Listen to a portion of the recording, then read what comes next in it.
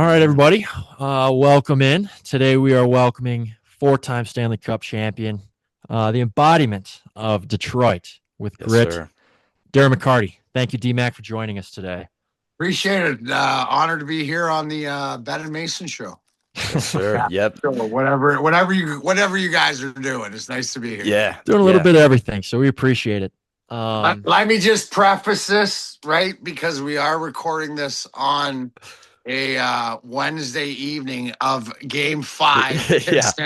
And as we started, I'm going to be totally transparent so everybody knows where we go. There's 6 and almost 7, just under 7 minutes left in the third quarter, and the Pistons are up 4. Yeah. We're And all locked in. Yeah. Stu with a here nasty we dunk. go. That was Yeah. good. There'll be some traveling eyes. Yeah. There was. Well, don't get me started. I mean, it's not. I just learned about the collective step, which means why it's officially okay to travel. Yeah. Right. Yeah. I'm older than you guys, but Yeah. wow, there is. Giving everybody a golden ticket to do whatever now. Yep. The gather step. That's what they call it. They give you the gather. They give you that extra one. Now, did you guys grow up so when you guys grew up or whatever like that around? Is that like common knowledge? Because to me, and I'm I'm 72, so Gen Xer and stuff like this, and basketball is obviously I'm not a basketball guy or whatever, but I've been around enough, and that just was the gather step or the Euro step and this step and that step, and it's like dancing out there. Yeah, we got a lot of new steps in basketball that were definitely not invented when Naismith was making the game. I'm right in between that era where my parents grew up on that same thing where they're all like, you get 2 steps. And I'm also in the era where I grew up with the trainers who are like, if you take 4 steps really fast, according to this rule, you'll be fine. I'm right in the middle of that. So, great. Evolution. Right. Yeah, Evolution. no doubt about it. It's got to progress. All right, DMAC. So there's a lot of. I feel like Detroit's got a younger core of players in all of the sports. Do you look at an athlete in Detroit right now and you see a lot of your younger self in them? That's specific. That's a great question. Absolutely no one in the hockey game. That's for damn sure. That's for damn sure. Like there's if we start with hockey or whatever, you saw a little bit of it, like the Dominic Shine, getting the opportunity. The big guy that they're hoping on is the Carter Mazer, who brings a little bit. You got to bring a little bit of sandpaper, right? That's what the Wings team doesn't have. If there's anybody in Detroit sports, it'd probably be Isaiah Stewart. Yeah, absolutely. Or whatever. I mean, you remember when he got kicked out for the fight or whatever, months ago or whatever. In Charlotte. But when he was walking and they caught him on camera, he was walking out. He says, "What the fuck do you think Detroit drafted me for?" You know what I'm saying? So like knowing your role. Yeah. And so that's why he's the epitome of a role player, a guy that's gonna stick up for his teammates and all that stuff. So he'd be probably the one that flatter myself. Damn. Sorry. I'd beef stew just win the 3 in and out. Yeah, no doubt. I mean that's a great answer. Stu's gonna go out there and embody. He actually just ran over a guy as we speak. Cade knocks one in. So yeah, that's great. That's a great answer. And what makes me think of, because I think there's also got to be a switch while everyone looks at Fight Night at the Joe. Like obviously, that switch for you was to go out there and do what you guys did. But also you mention all the time, like you guys had to win that game. Just how important is it to kind of have that trait to not only be the enforcer and have that grit, but also know when it's time to flip a switch and be like, okay, we need to win this game right now. And I've got to, switch myself mentally. I've got to get the team on the right page, whether it's, a bad blood like a Charlotte Pistons game, or you go back to Colorado, Detroit. What did you kind of do to flip that switch to go from, maybe enforcer mode to, okay, how can I help my team win this game? Well, you nailed it right there, as far as all of that, is understanding what the task at hand is and the priority, because even in the March 26, 97 game, because we'd lost in 95 in the finals the next year, like the year before, when the Chris Draper end of the season conference finals happened, we set the league record that year, and then Colorado beat us out. Yeah. And then during the first 3 games of the next season, 96, 97, we hadn't beaten them. So like that rivalry, the only way out is through. And because the game has to be played. Yeah. March 26th, if I beat the crap out of Lemieux and got him and whatever, but we lost that game and didn't win the cup, yeah, we're still talking about it, but it's like it doesn't have the gravitas that it has. So when we talk about that, it's the understanding, because I'm just the messenger, right? And my role would be, the most important thing is to not jeopardize your team with your actions. Now, personally, you could be penalized, but you don't want it to. So I would rather take a suspension and kicked out of the game that is a 10-minute or match penalty that doesn't end up with a 2-minute power play for the other team, or a 5-minute power play. Right? You're excusing yourself in that aspect. I was prepared for that. My job was just to, and this is what I tell everybody else, the universe will conspire positively or negatively, whichever way. It's unbiased. Yeah. Right. So when I say that, and I'm a great example of having the highest of highs and the lowest of lows. But when I say that, if you want something and you put it out there and you really want it and you work for it, you have to be prepared that it's going to come. Sort of like Halley's Comet every 75 years, but it's like a flash and a blink. That moment, and in the Red Wing history, and because I grew up a Red Wing fan, just on the Canadian side of the border in a town called Leamington, which was 45 minutes to Joe Louis Arena, growing up. So I grew up a Red Wing fan. So the gravitas. It's just how many people embrace that moment. Now, you don't, because in this game, in the March 26th, we had to win the game. It didn't start out the right way, but also too, we were all sort of on the same page cerebrally that if something happened, hopefully I would get first shot, but that doesn't necessarily happen. But if you look at it, right, Larionov starts it with Forsberg. I know Lemieux's on the ice, so I go into Shark Week and I'm ready. But everybody, it's hockey, and Adam Foote, they're big, ugly, tough defensemen. He knows that I'm going after Lemieux, so he grabs me. And that's when Shanahan has to make a decision, right? Is he going to go after Lemieux, or is he going to break me free to let me go after Lemieux? And then we all know what happens there. And, the goalies are in on it, and Bernie and stuff, like all that. So, the gravitas of everybody being on the same page, that wasn't just us on the ice. That was the fans. That was everybody who wanted a piece. That was the hatred. And it's a little older, and you guys get all this sort of secondhand and as you watch it. But if you experienced it, that was the original, one of the original Detroit versus everybody. Yeah, absolutely. Because it was standing up for what, at the end of the day, what I say in life and in sports, bad things happen, but you can't lose respect for a fellow human being.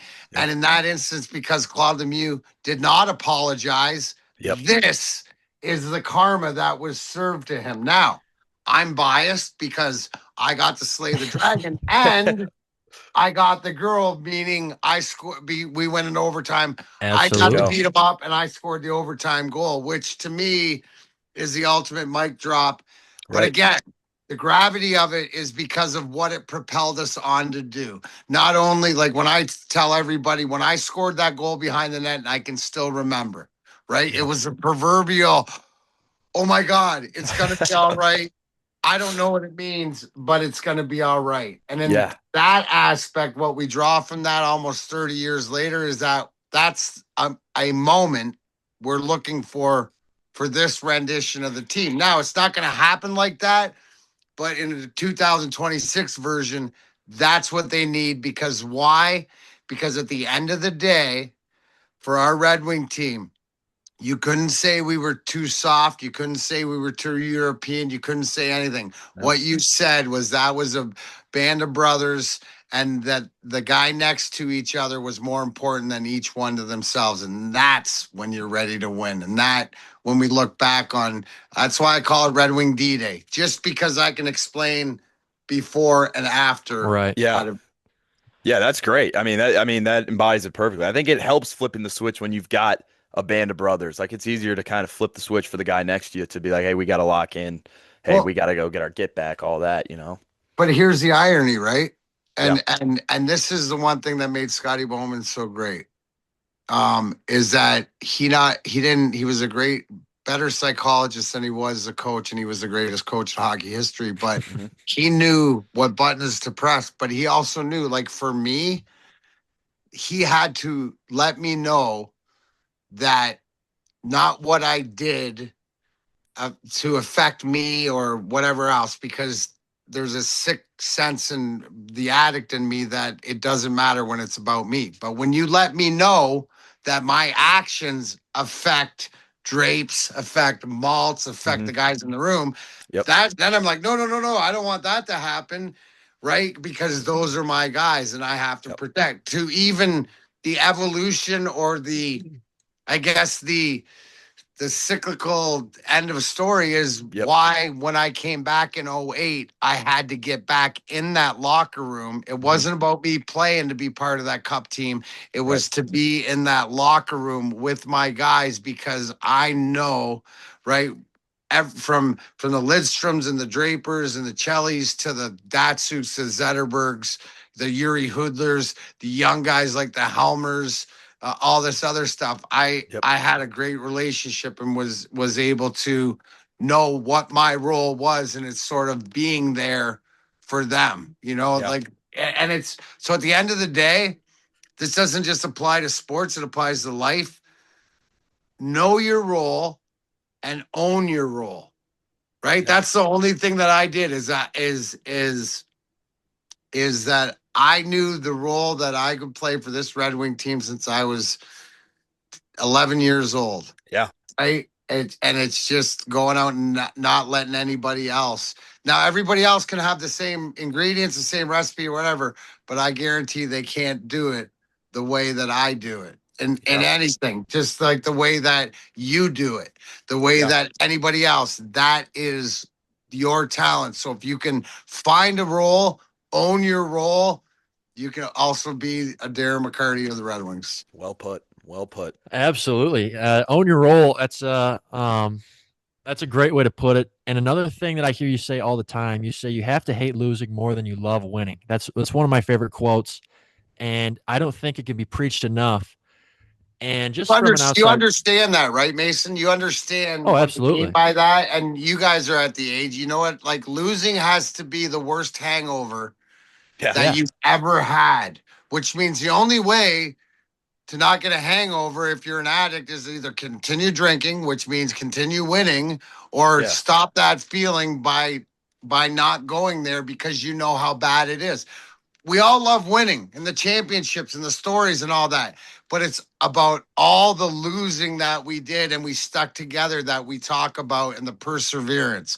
And that to me is what life's about, and what this journey, no matter if it's professional, if it's personal, it's whatever it is that, the other one, you got to hate losing more than you like winning, and you just, life's gonna life. So embrace the suck.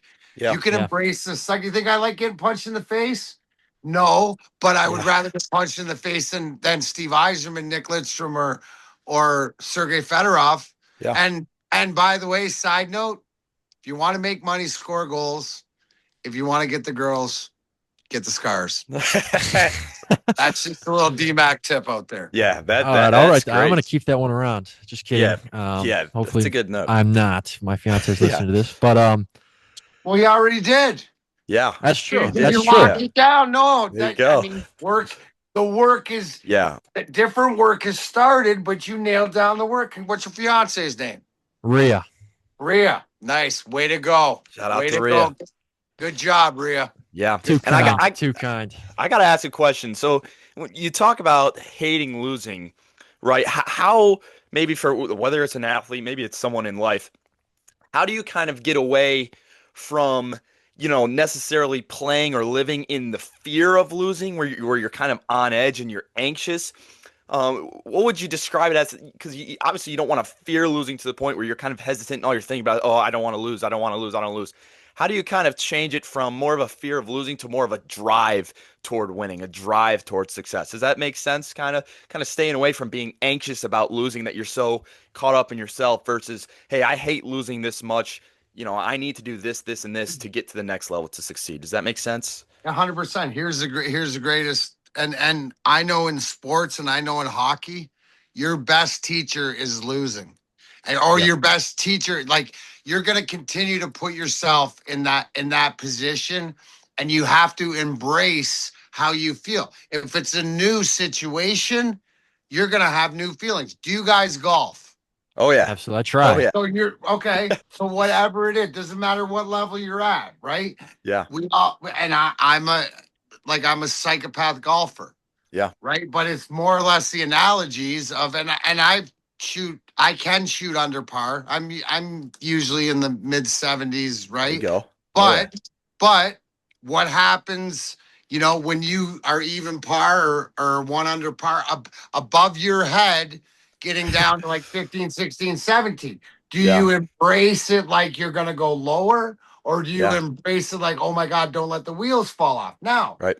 the beauty, it's the same analogy, because the more you put yourself in that position, the more comfortable you get. For us, we were lucky that we were above where the wings are now, Yeah. right? Where it was always getting over the hump.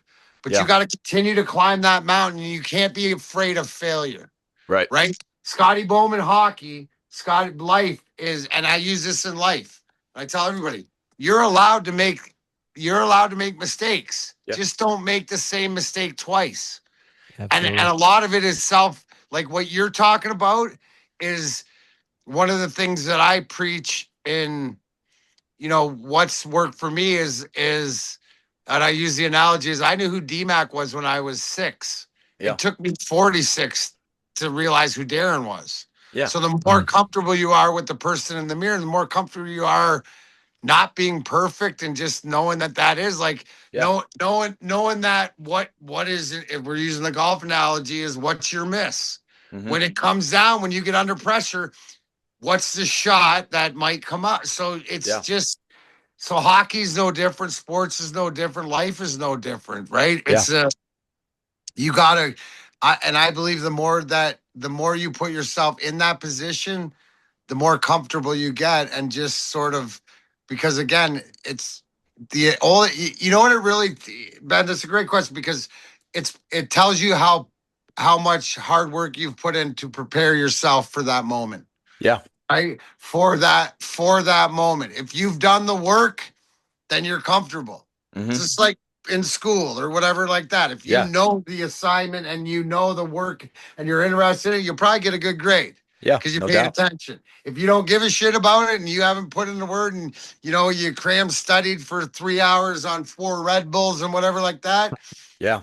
that might work a little bit, but at the end of the day, the consistency of it won't. So Yeah. so that's it's only by being there, and not being afraid to fail. Yeah. Like, like the my wife used to have a saying, is like, when bad things happen, did they take your birthday away? Which means you didn't die. Yeah. You didn't die. Yep. But if you don't like it, then do something about it. Right. Which means Right. change. Everybody wants to change everything around them. No, you got to change. You got to work inward to outward. Yeah. Yeah. That's great. That's great stuff.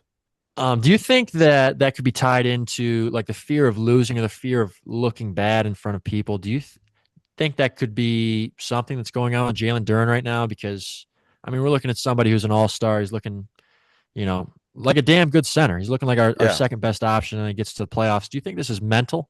What's going on with him? I think that it's a couple things about being in that situation, but you look at the way that, like, Orlando, like, bad matchup against Orlando because Right. of the bigs. Now, Right. Now, the identity wise, right? Because our centers and our big guys, especially led by Jalen Durney, is supposed to be our number 2 guy, Yep. right? And it could be just like I have more faith that he's one of those guys that puts too much pressure on himself. Mm-hmm. And it's sort of like the more comfortable that he gets, but it's sort of around him. So it's not the lack of production, it's what it looks like. Right. That's Right. fair. It's the same thing as what I bitch and moan about the Wings. You're gonna lose. It ain't about losing. It's how you That's how. lost. Yeah. With not right because it's that effort that we expect here. Right. The Detroit mentality, the going to work, the grind line, stuff like that. And when we don't see it or the potential, um, yeah, and I mean he's 22. So Yeah. I Right. mean it's like, and I get it. And there's a lot of things weighing on him. He's got a big contract that he's trying to get and stuff like this. So Mhm. I believe and as we're watching this game going into the fourth quarter, why not the perfect opportunity for him Yeah. to Step up. impose himself on Yeah. the series? That's the beauty, right? Yeah. Of having talented guys. And that's the job of the role players when the top guys, and this is the secret to the grind line, man, 8 out of 10 times, 9 out of 10 times, the big guys will take care of it. It's just the one time that they can't. Can you step up Yeah. and seize those moments? Mhm. And that's what made the grind line so great. All of us at different times would step up for those moments. Yeah. Yeah. That's huge. And I wonder, yeah, first off, I got to mention, I'm a relatively, obviously, I'm a huge Detroit fan, but a casual hockey fan, if you will. The minute I found out and heard about the grind line, I mean, when I was talking to Mace about it, I'm like, that's got to be up there for. I mean, for me, it's top 3 nicknames of a sports group all the time. I like the Legion of Boom up there from the Seattle Seahawks, and then the grind line. Just the idea of the opposing team being on the ice and the grind line's coming. I absolutely love that. I feel like that not only embodies everyone who was a part of it, you, Draper, all those fellas, but also just Detroit in general, just the grind line. I mean, I love it. That gets me fired up, man. Absolutely love the grind line. 100% because it's a mentality. It's Yeah. a Detroit versus everybody mentality, and it's a frontline mentality. And all of us, from Joey, from Maltz to Drapes Yep. and myself, no matter who is representing, we represented those guys that punch in and punch out, Yep. 7 to 7 every day. Whatever like that. That don't make excuses. That Yeah. whether you're putting 10,000 screws on a bolt. Right, Yeah. you're doing the job. You're embracing the suck to be part of something bigger than yourself, right? Like, Yeah. so if you use the automotive, right, like being the automotive hub of the world, it takes all the little people, Yeah. right? And it's embracing that and it's sort of representing that. But when you bring that up, when you bring grind line up, the fact that in any hockey circle and a lot of sports fans across the world know who you're talking about. I mean, that's the biggest flex. That's the Hall of Fame flex. Like the Yeah. legacy thing is I take more pride in that than to be in the Hall of Fame because it's to have something that carries on, and 30 years later, I mean, I was just with Joey the other day, and we do a bunch of stuff and talking to Maltz and Dre. We're still as tight as we were, but we take Yeah. so much pride um, in you saying that and the representative of that's all our mentality is. We're gonna punch in and punch out, and Oh yeah. we had look at all the Hall of Famers around us. We Yeah. were blessed to have that job and that role, and we embraced it, and hence a great nickname came out of it. Yeah. That's great. I love hearing. I mean, it's just so cool to hear that you guys are still like that close because you see a lot. I think kind of the eye-opening thing was like when the Last Dance documentary came out with the Chicago Bulls, and everyone kind of figured out they're like, oh, Jordan and Pippen weren't like that. So hearing that connection was truly a real bond and not just kind of a sports thing or something we saw on TV. I think that you talk about it gets the hair on my arm standing out. I get fired up hearing about it. I think that's so cool that you still have that connection, man. Let me tie this into that. Yeah. Right? Because if you're going to use the Chicago Bulls in the Last Dance and where you Yeah. figure out that Michael Jordan and Scottie Pippen, it was more of, they They figured out a way to do it. Yeah. The best part to me about the Sergei Fedorov retirement was the fact that Sergei stood up in front of everybody and said, listen, when I left, it was my fault. But if I didn't leave, then I wouldn't have had this wife and this kids and the way life works out, right? Not by choice. And number two, and this is the one that Mike drops and shuts everybody up, is when Sergei Fedorov says that the one person I learned more in hockey and more in life about than anybody is Steve Yzerman. Yeah. Goes and shows you and shuts the fuck up on everybody who said there was contention. No, there wasn't. Sergei always held Stevie in high regard, and Stevie always appreciated Sergei for whatever else. To that point, Dylan Larkin has never had his Fedorov. Right? So it's different ages, but the fact of and it's nice for us who know this, that lived it and saw the different maturation, but the special relationship that they had, and to him finally say that shut everybody up to whatever else. That's the beauty of it. There's two dynasty teams in different sports in the same era that behind the scenes were totally different. Yeah, it's great. I mean, yeah, well put. I mean, that's just a great analogy, great comparison. Coolest thing ever. You know, I love it. So we don't have to, I mean, bringing up Yzerman, we don't have to, give a 30-minute synopsis on the Wings right now, but do you think it's more of obviously it could be a combination as well. Do you think it's more of a culture issue, or do you think it's a talent issue as to why the Wings, it's a locker room issue? Absolute locker room issue to whatever else. First thing that I'll say is that if you're upset, how do you think I feel? And if you think I feel upset, I'll tell you no one gives a shit more than Steve Yzerman. Right. Yeah. So I don't know what's going to happen, but I know something's going to happen. What that is, I don't know. Right? But there is a absolute, because the effort on the ice goes back to locker room where guys don't, like I said, they hate losing more than they like winning, and they don't play for each other. Yeah. Now the game's changed and things are different, but that's unacceptable. The unacceptable part is because if you're looking during this season or the way that it's been, you have Montreal, you have Buffalo, you have Ottawa, you have Detroit, New Jersey. They're that sort of next level that are trying to get the playoffs and whatever, where it is. And I put Anaheim, as you see, and the other side sort of that way. These are the next up-and-comers, right? You look at everybody, and Columbus and Detroit absolutely shit the bed, fell apart, have some issues in their in whether it's. And when you say culture, I think locker room, because the culture is way bigger than you can ever touch with a team. In the last 10 years of dog shit that this team has had has nothing to do with the culture that we had.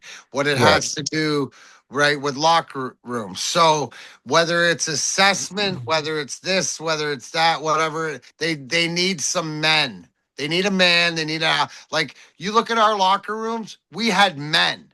Slavin Pisop, Igor Larionov, Chris Chelios, Steve Yzerman. You had men in this around. So it was easier for us young guys to learn, and we learned how to do it, right? Because of the guys around us. And so it was easier for us because we had great role models. It's not that way. And when you've had 10 years of losing culture, you got to bring something in that knows the difference. Because that is the glaring point. Other than when you say yes, the talent they need.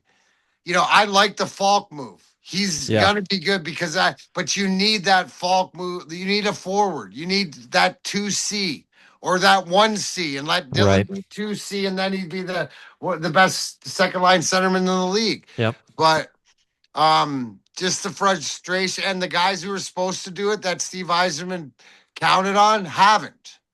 But you haven't. You got all the money, right? You haven't spent it on anybody. You haven't given a lot away of cap space. That's what people have to understand, is that as long as Steve Yzerman's been here, the first 3 years that he was here, he had to untangle all the knots, I mean, Justin Abdicator just came off the books. Yeah. I mean but that tells you, like, if you know, and a salary cap era and stuff is done differently, that and it hasn't. Nobody's done the Red Wings any favors, No. especially the league. Right? Yeah. If you're in Chicago or Toronto, then you're guaranteed a first overall pick, Right. no matter where you finish. Yeah. You know, like that's why I say Steve Eisman made such a phenomenal choice in sending that St. Louis first rounder they gave to Falk to St. Louis, because it was only going to get you 15th anyways. Right. Where's that going to do? It's going to Yeah. get you a guy in 3 or 4 years. Right. Yeah. Would you have 15th or So- Falk, you know? Yeah. So you need a combination of a lot of things, but the biggest thing is the locker room and Yeah. what that looks like. And to be honest, I don't spend time in there, so I don't know. Yeah. I know the guys, and that they're good guys. Mhm. You know, the team, but they're it's more or less just like, I don't know, working at a place where you're doing cold calls. That's what Right. it feels. It feels like they're on the ice doing cold calls. Right. Right? You Yeah. know, like, and anybody who doesn't know what cold calls are, it's like you get a list of companies or phone Yeah. numbers. Just dead. Hi, Just walk this them is down. Darren from the Detroit Red Wings. I'm Yeah. wondering, Yeah. my shot your information. Hang Yeah. up on. You Yeah. know what I'm saying? Right. There's nobody gives a shit. So, Right. and the other thing, right, is, and this is the glaring, is how many times I got to watch their goaltender get bumped, get touched, whatever. Here's the adage, okay, from a guy that the job was to do it. Right. If I get upset or you get to the goal, whatever, like this.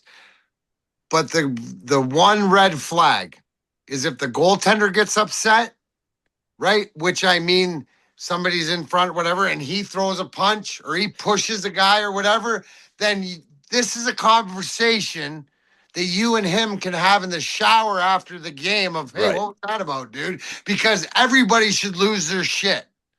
Right. Because that your goalie's upset or they touch, right? Like, there's not that much, and I know I'm an old guy on the lawn, but that's where it starts, where there's unwritten code in the game of hockey, and it's, you don't touch my goaltender, and Right. let alone don't let my goaltender get mad.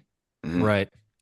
Yeah. So- Yeah, I get a little pissed off when I watch, and it's like I feel like the smallest guy on the ice, DeBrincat, is always the one who's like, you know, being the scrappiest, and I just clearly Two not a guys big I have no problem with: Mo Sider and Alex DeBrincat.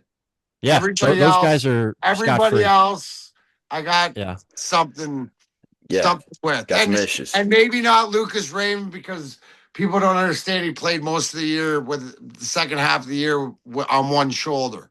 Yeah. Right. Which, but again, I don't know, dude. It comes down to it comes down to, like, and I said it before. Detroit is the team that you put, that when they come up on your schedule, you circle and go easy game, Mhm. Yeah. because they're not gonna out physical you. You're not. You know, you gotta watch DeBrincat on the power play or Kane on the power play. But other than that, right, stay away from Mo Sider, and you They're got not putting up a fight. Well, Yeah. hey, you can't play dump and chase when you dump and don't or put a That's body a on crucial somebody. part of that two-step process there. I Yeah. had to, dude, back in the day, Igor Larionov used to, like, you wonder why the grind line was so, like, aggressive in the games, because the only time we got to touch the puck, we never touched it in practice. Yeah. We have to check the Russians all the time. Igor used to ask me, go, DMAC, you work so hard to get the puck. Why you give it right back? And I was like, oh, you don't know about hitting, stuff like this. But Maltz and I and Drapes would rather, like, shove the puck in your feet and run you over Yeah. than get a scoring chance. But that's just because we're grind line. Yeah. That's how you do it. Yeah. Who's your funniest teammate? Ooh, that's a good one. I've always been curious. But, like, funny, the funniest guy, the two funniest guys in the locker room. Number 2, Mark Bergevin, who was the GM prior to the Montreal Canadiens, and he's still in the game, whatever. He was a defenseman, in fact, back in the 90s, Mhm. French guy. Hilarious. Hilarious. But number one, we called him Ticker, Kevin Hodgson, who was our third goalie. Now, Ticker used to be, he was so valuable in those 97, 98 runs, even though he didn't play that much, because especially in the playoffs, he would go and practice like after as the other team's goalie, whether it was Waugh, Belfer, whatever, and play their style, right? So it'd be like you're shooting on him the whole time and get prepared. But he was the funniest locker room guy. I'm gonna out him a little bit, but he used to when we were on the road, be called the turd burglar.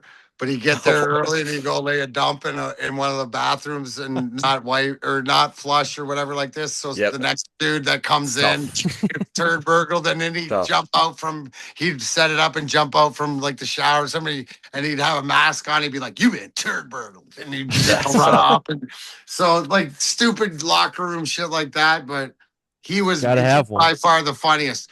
Ozzy was the biggest like practical joker that there was. Yeah.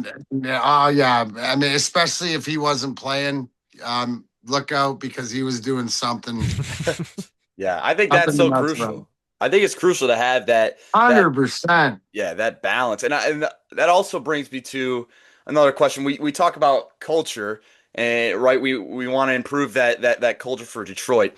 You know, asking you if you could go back into that locker room, any of those locker rooms that you won a Stanley Cup championship, whether it's '08, whether it's those ones before that, or what specific trait, whether it's toughness, leadership, just the off-ice chemistry, whatever, what specific trait would you love to take from those locker rooms and just place right into that Detroit locker room today to kind of get these steps going, to get, kind of get us going in the right direction?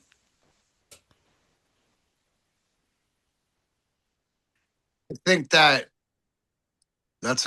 such a great question, but you need everybody committed. Okay. To one goal, right? Yeah. Nobody's bigger than anybody else. I call it the we, right? The object, the we is like a circle. Yeah. Right. And you're trying to be the best me inside the we. Now, no me can perforate the bubble, right? Because then you become bigger than the we. But everybody's got to buy in. And the biggest thing is it's commitment. Mm-hmm. There's no, it's commitment to like it's, and you use this not like, but it's life or death.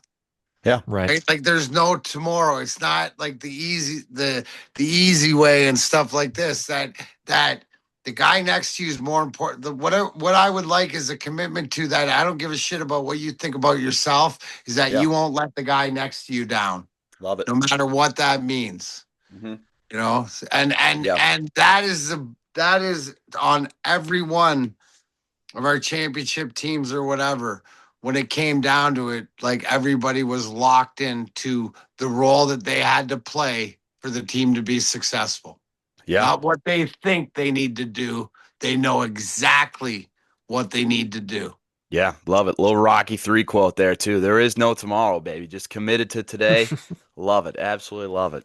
Look at this. We got. I was kind of putting some together here. Did you see that like defense tightening up and throwing the ball away a couple times? Now let's add to this. You got to turn it on. Yeah, points off turnovers, 27-11 right now for Detroit. Anybody listening right now who's really confused, Detroit up 3, 6 minutes left. Our boy Paul Reed's in the game, who I don't know about you, we all love Paul Reed. Love Paul Reed. Spark plug, baby.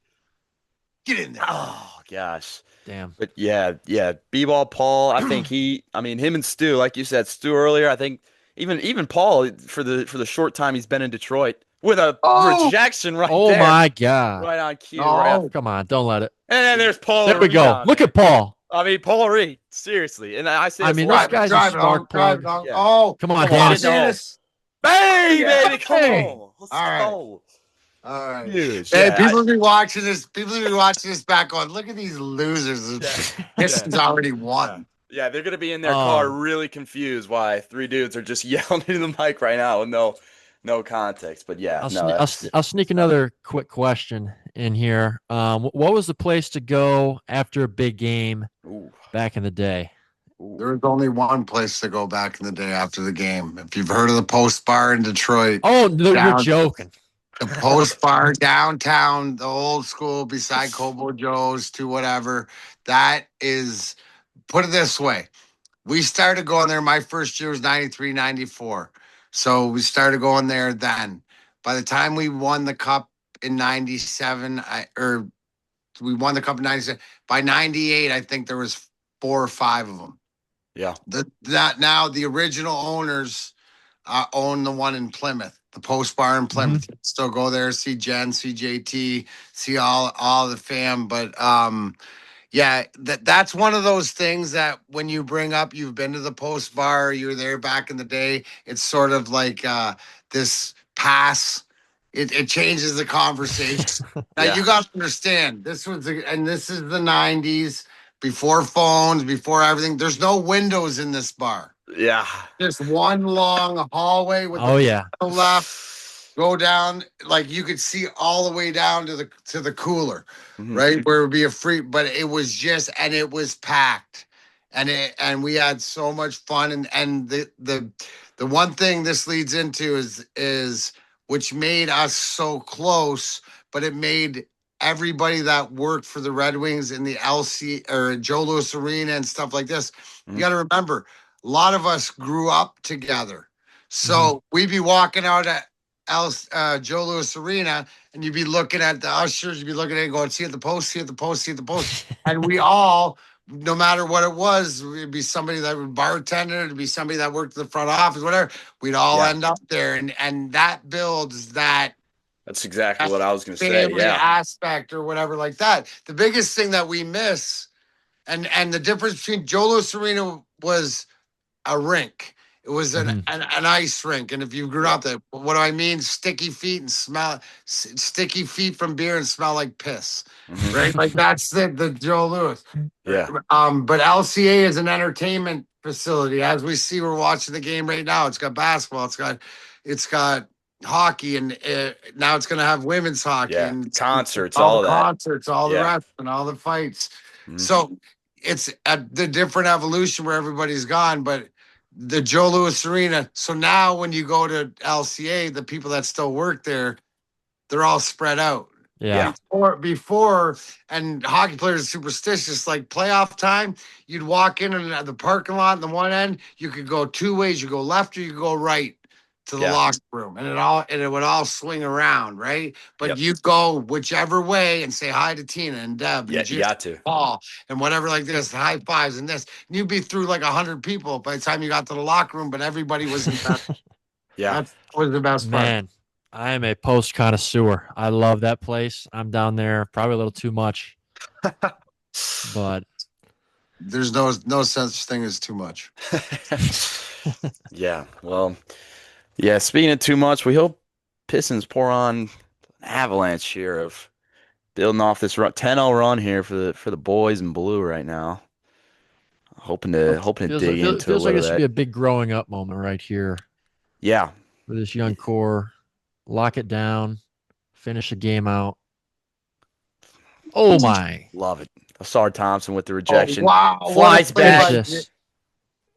Oh. We were just talking about this before. The late whistle. That was another late whistle. We're waiting to see if the bucket goes in. Just drives me nuts. What a play by Dennis Jenkins too. See, that's he's a hustler. And like you said, right? And that's the one thing that frustrated with the Pistons team, on the road games. But these guys play for each other, bro. Mm-hmm. They play for each other, and like just the little things. That was awesome.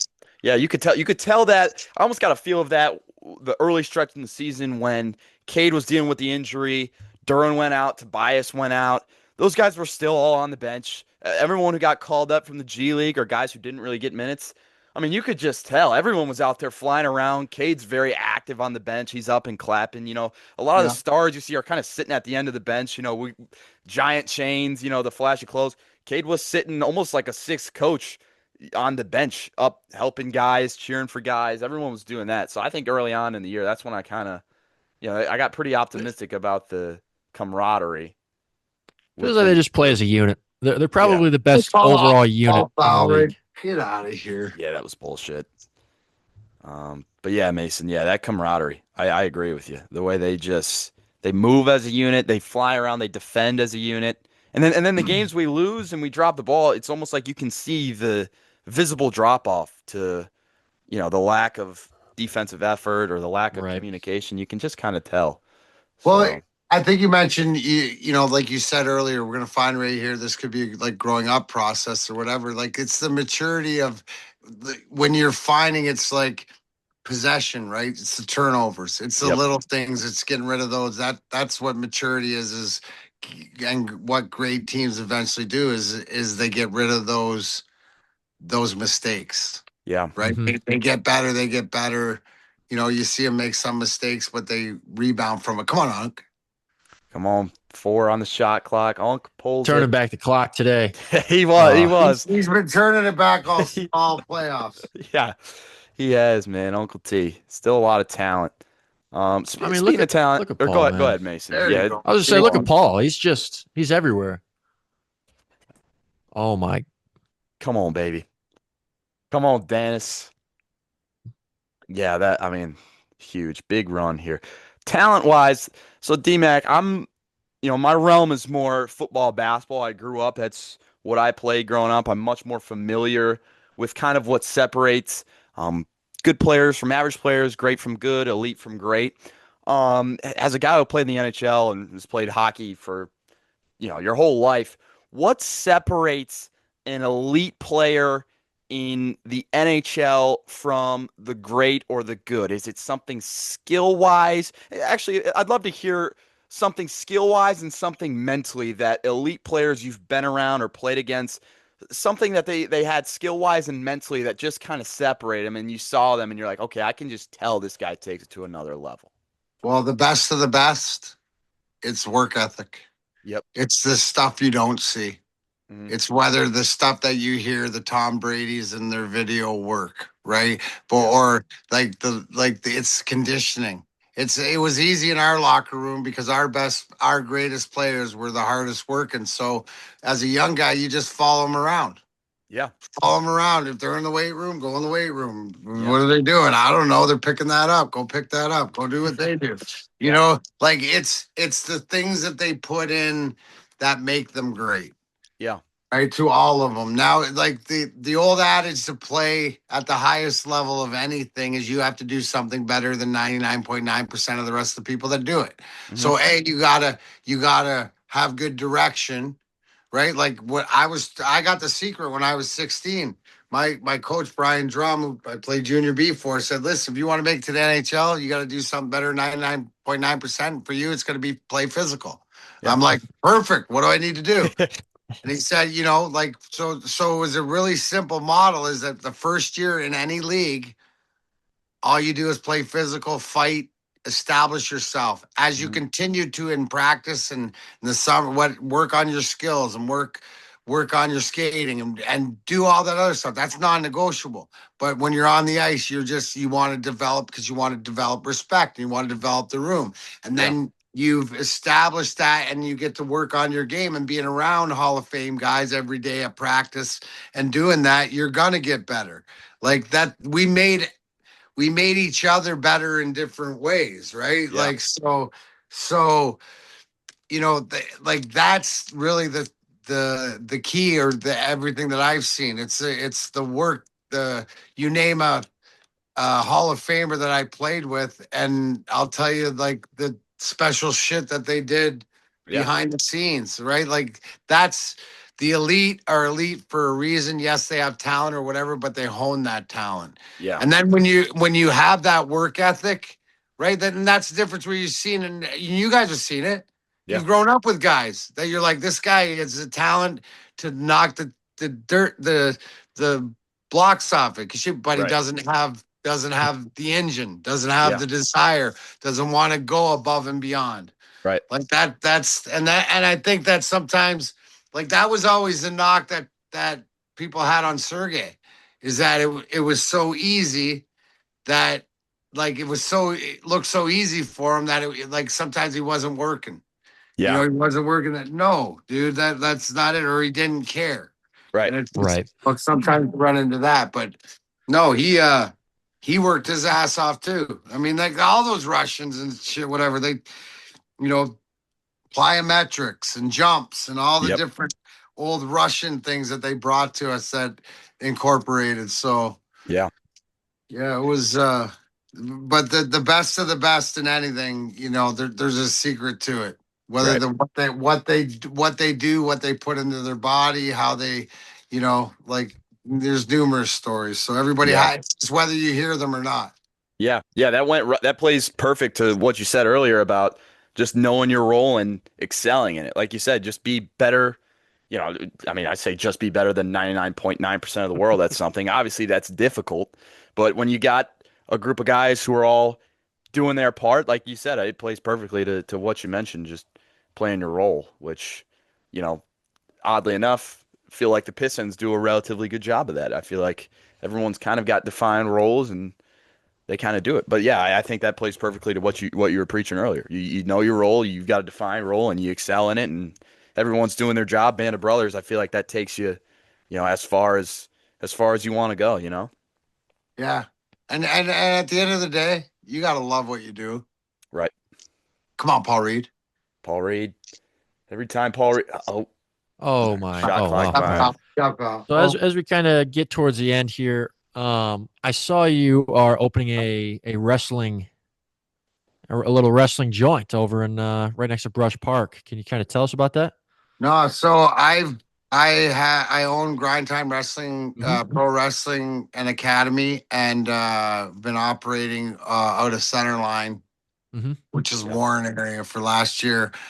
This weekend we are moving down into the Brewster Muller building, which is in Brush where the Kronks are. My biggest thing is obviously the space and the opportunity, but it's to turn that spot, which is famous for where Joe Louis used to train and box in the basement, Yep. is turn that back to the community center for the city that it used to be. So real excited about that. My whole thing is you know, I love wrestling and all that other stuff, but my role is to provide opportunity and Yeah. take away excuses. Yeah, Hmm. yeah, that's great. I was going to ask you that question, knowing that you're a big pro wrestling guy. Did you kind of figure that out as you were, you know, becoming a brawler going up? Did you kind of figure out like, cool, I do kind of like this. I do kind of. So I saw that clip of you stepping in the ring with uh, was it Bully Ray? Oh, You stepped in dude, the ring. I put him through a table and I stunned his ass.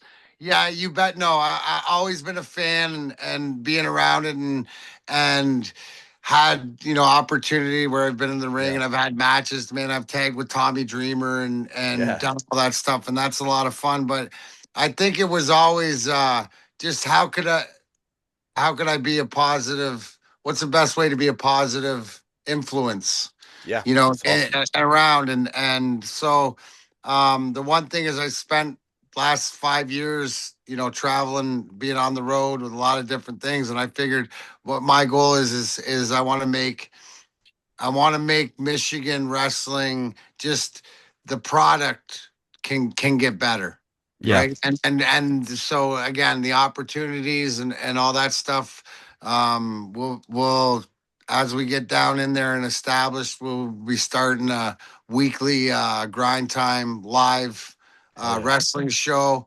WWE style, family oriented, but yeah, it's just a great way to be in the city. I think it's important with all of the stuff that I do is to have a address in Detroit to be able to, you know, give back to the people and the community that has allowed me to, you know, live out my dream. So Yeah. I'm just Right. passing it back along, and if you're willing to do the work, you know, we'll provide the opportunity.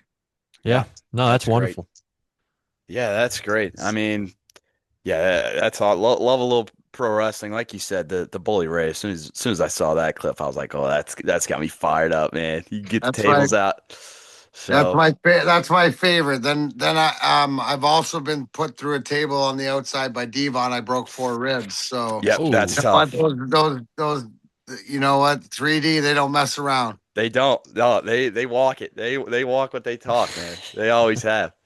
So yeah, I mean that's good stuff. We got 45 seconds left in the Pistons game. I mean, we've been riding the riding the 45 wave. seconds, tie Tie game. game, baby. We got They the just rock. went on like an 8-0 run. We got So the we got rock. the ball. No We got timeouts. timeouts. Yep. All right, 2 for 1 here, right? Let's use the clock. Yeah, has Get a to good be. look. All right, here we go. I'll try to do my best play-by-play for, likely my dad listened to this in the car tomorrow. Cade with Max Truce on him. We're moving a little quick. They sent the double at him. God, That you was a got push some in the back. Good spots, forward. great forward, Kick it great out. Reset. forward. There we go. Okay. All right, 30 on the game clock, 8 on the shot. They're sending a double at Cade. Ball's in Karis LeVert's hands. I don't know. Karis. Put it up. Give us one. Oh my gosh, shot clock turned off now too. Shit, That's no just bucket. not what you wanted to see, man. Knotted up at 103 with 21 seconds to Hey, play. got to live up to the reputation here with defense Yep, now. this is it. This is it, DMAC. This is, I mean, if you will, this is grind time, baby. We got 21 seconds. What Need happened? to stop. Need to stop. All right, 20 seconds left. Yep, Donovan Mitchell wants to take this shot. No doubt about it. They got They're 2 gonna call timeout, timeouts. right? You're Yep, on him, 2. so you got your best defender on him. I think they let They're him gonna call play. timeout, aren't they? I think they'll let him play now. It's too late. For Mitchell in the paint. 2, Asar gets a stop. Asar. Where's the foul? That's a foul. Nothing. Nothing. That's got to be a foul. Has to be. Asar had the basketball. We get the stop. That's ridiculous, That That would man. have been heading the line. Wow. I mean, that was a fantastic defensive play by Asar. And they don't. They don't. Oh, dude, too bad we don't have any challenges left. Or the challenge. know. Yeah. Damn it. Yeah. Watch his great defense, like you said, right there, right? Like you said, when a push comes to shove and you need a stop because that's the only way you have. Look at. Yep. Look at that. Oh, I what mean, are we come on. doing? Great hands, by the way. Just great anticipation. I mean, I've seen less calls, I've seen less. weaker calls, right? Shit. All right, well, we're gonna stop the recording if you don't mind. We'll wrap it up. DMAC, feel free if you want to stick around and watch overtime, whatever you want to do. Just want to say you're the fucking man, dude. We really appreciate you coming on. Everything you say, I absolutely love. Like I would run through a brick wall for you guys. For you, I mean, I just absolutely love it, man. Just want to say thank you. We appreciate it. It's that mentality, to whatever else. Like that's the connection. That the greatest thing, right? To whatever out. Like it's great having these conversations because what happened or the things that we're talking about was before you guys were born or whatever like this. But it's a great way that you're older now, right? Yeah. You guys have been through stuff and whatever to what you've seen and to get explanations on it. I'm big on the why. I don't need the right or wrong and figure that out, but it's like the why to understand and get back in there because whether it's things we're passionate about, whether it's things I think it's just lessons. Like all I want is just and this is just my journey and things that I've learned and little knowledge along the way. Being around some of the greatest people and the greatest minds and stuff like this, and what do you sort of take away from it? And like I said, I had the best seat. Yeah. I had the best seat, and I stuck a few moments in there also. Right? Sure did. Before. So a few moments. Downplay the century. Time, right boys. there. Thanks for having me on the Ben and Mason podcast. Yes, It sir. was epic. Now let's watch Pistons pull it off. Appreciate it. You're the best, man. All right.